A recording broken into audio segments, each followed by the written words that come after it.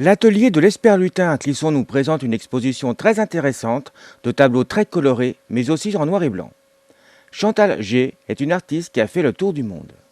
Écoutez, il y a une vingtaine d'années, j'ai voyagé. Je pense que ce sont les voyages qui m'ont donné envie de communiquer la couleur, voilà. Puis peut-être aussi parce que j'avais autre chose à dire, que pour écrire, c'était pas très facile, donc la peinture m'a paru plus facile pour communiquer et la couleur et peut-être ce que j'avais à dire personnellement, voilà. Donc j'ai commencé il y a une vingtaine d'années. Je me suis formée à l'école d'art de La Roche-sur-Yon parce que je n'avais pas connaissais pas la peinture, ni ce milieu-là. Je ne connaissais rien du tout. Donc je me suis formée à l'école d'art de La Roche-sur-Yon, où je vivais. Donc j'étais en Vendée à cette époque. Et puis voilà, donc en prenant des cours, j'ai mené un travail personnel parallèlement. Je continue de voyager, sûrement les voyages et les rencontres avec les gens qui me donnent envie de mettre ça peut-être sur un papier ou sur une toile. Voilà. Je suis allée en Afrique, en Asie, en Amérique du Sud, dernièrement en Indonésie. Donc beaucoup de pays du Sud, c'est pour ça que les toiles sont très colorées? Peut-être, c'est possible, mais il paraît.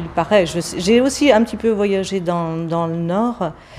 Par exemple, en Norvège, on a des maisons aussi très colorées, mais dans des tons plus pastels. C'est vrai que les couleurs plus vives sont peut-être celles du Sud, j'en sais rien. L'Amérique du Sud, en tous les cas, c'est sûr qu'on a des couleurs qui sont très chatoyantes et vives, quoi. Je fais des choses très différentes en fonction des thèmes que j'aborde. J'ai surtout travaillé la couleur d'abord, et puis dernièrement, donc je suis venue au noir et blanc par un système de petits carnets de dessin, de croquis au crayon noir et puis au crayon argenté également. Et donc à partir de ces petits croquis, j'ai élaboré d'autres images, voilà.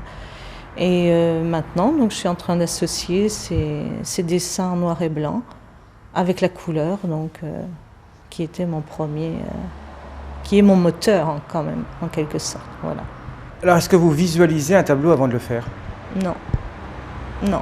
Souvent, pour certaines séries, il m'est arrivé de mettre mes toiles à plat, de jeter de la peinture dessus et voilà, de peindre un certain moment comme ça.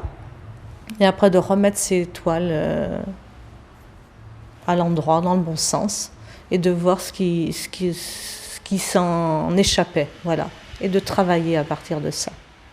Et j'ai eu aussi à une autre période, j'ai fait de la photo, parce que je fais aussi un peu de photo, un peu de vidéo, un peu de modelage, je parle de la peinture, mais j'essaye de travailler dans tout.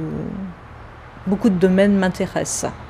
Peut-être que je ne les approfondis pas suffisamment, mais en tous les cas, j'aime aller voir ailleurs. Peut-être que je suis pareil.